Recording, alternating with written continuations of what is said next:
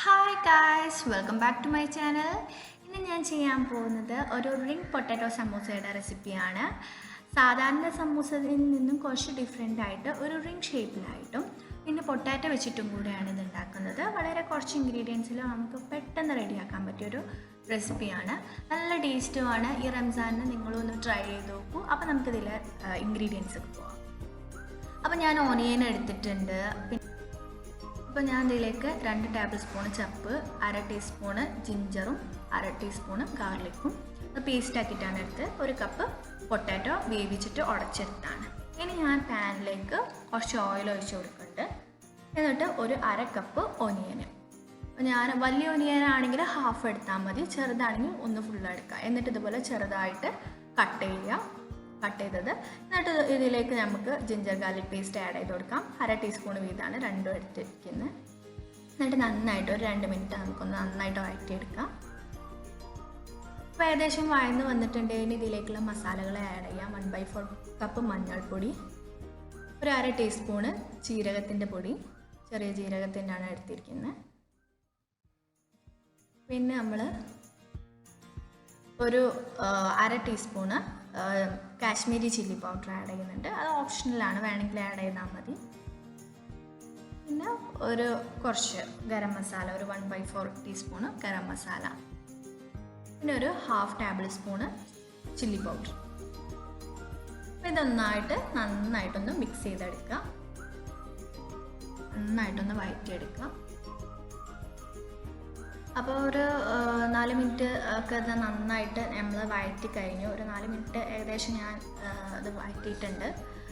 അപ്പോൾ ഇനി നമ്മൾ ഇതിലേക്ക് വേവിച്ച് ഉടച്ച് എടുത്ത് വെച്ചിട്ടുള്ള ഉരുളൻകിഴങ്ങ് ആഡ് ചെയ്യാം. ഇതിപ്പോൾ ഞാൻ ഒരു 2 വലിയ ഉരുളൻകിഴങ്ങാണ് ഇതിലേക്ക് എടുത്തത്. എന്നിട്ട് ആവശ്യത്തിന് ഉപ്പ് ഞാൻ നേരത്തെ ആഡ് ചെയ്യേണ്ടിയിരുന്നു, ഞാൻ മറന്നുപോയതാണ്. ഒരു 5 മിനിറ്റ് ഞാൻ നന്നായിട്ട് ഈ ഉരുളൻകിഴങ്ങ് ഈ മസാലയിൽ പിടിക്കുന്ന വരെ ഒന്ന് നന്നായിട്ട് ഒരു 5 മിനിറ്റ് ഞാൻ വഴറ്റിയിട്ടുണ്ട്. അതിന് ശേഷം ഞാൻ കുറച്ച് ചപ്പു ആഡ് ചെയ്തു. എന്നിട്ട് നന്നായിട്ടൊന്ന് മിക്സ് ചെയ്തിട്ട് നമുക്ക് വേറൊരു ബൗളിലേക്ക് മാറ്റാം. ഇതൊന്ന് ചൂടാറിയതിന് ശേഷം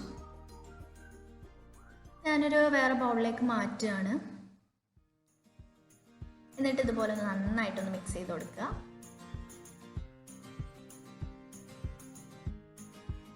ഇനി നമ്മൾ അതിലേക്കുള്ള ഒരു പത്തിരി പോലെയുള്ള ഒരു ഇതുണ്ടാക്കണം. അപ്പോൾ ഞാൻ 1 കപ്പ് മൈദപ്പൊടിയും ആവശ്യത്തിന് സോൾട്ടും 2 ടേബിൾ സ്പൂണ് ഓയിൽ ഒഴിച്ച് കൊടുക്കുന്നുണ്ട്. ഇതിലേക്ക് ഇനി ചെറു ചൂടുവെള്ളം ഒഴിച്ച് കൊടുത്തിട്ട് പത്തിരിയൊക്കെ കുഴക്കുന്ന പോലെ നന്നായിട്ട് കുഴച്ചെടുക്കുക.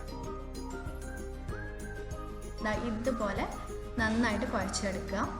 ഇനി 15 മിനിറ്റ് ഇതൊന്ന് റെസ്റ്റ് ചെയ്യാൻ വെച്ചതിന് ശേഷം ഇതുപോലെ ബോൾസ് ആക്കിയിട്ടെടുക്കുക. നമുക്കിത് സാധാ പത്തിരിയൊക്കെ പരത്തുന്ന പോലെ, മൈദപ്പത്തിരിയൊക്കെ പരത്തുന്ന പോലെ നമുക്കിതൊന്ന് പരത്തിയെടുക്കാം.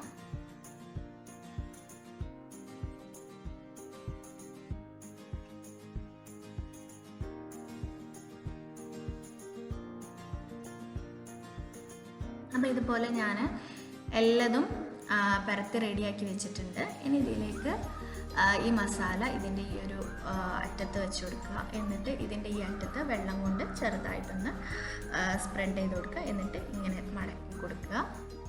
ഇതിൻ്റെ 2 എഡ്ജിലും ഒന്ന് കട്ട് ചെയ്ത് കൊടുക്കുക.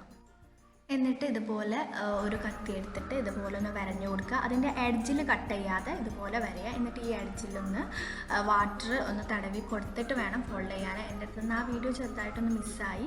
അതുകൊണ്ട് നിങ്ങൾ ചെയ്യുമ്പോൾ അതിൻ്റെ ആ കട്ട് ചെയ്യാത്ത ആ എഡ്ജിൽ ഒന്ന് വെള്ളം ഒന്ന് ആക്കിയിട്ട് ഇതുപോലെ റൗണ്ട് ചെയ്തെടുക്കുക. ഇതൊരു ഏകദേശം ഒരു റിങ് പോലെ, ഒരു ഫ്ലവർ ഷേപ്പൊക്കെ ആയിട്ട് നല്ലൊരു ഷേപ്പിൽ നമുക്കിത് കിട്ടിയിട്ടുണ്ട്. എല്ലാം നമ്മൾ റെഡിയാക്കിയെടുത്തു. ഇനി ഇത് ഫ്രൈ ചെയ്തെടുക്കണം. അപ്പോൾ കുറച്ച് ഓയിൽ ഞാൻ ഒഴിച്ച് കൊടുക്കുകയാണ്. ഇതിലേക്ക് ഓരോന്നോരോന്നായിട്ട് നമുക്ക് പൊരിച്ചെടുക്കാം.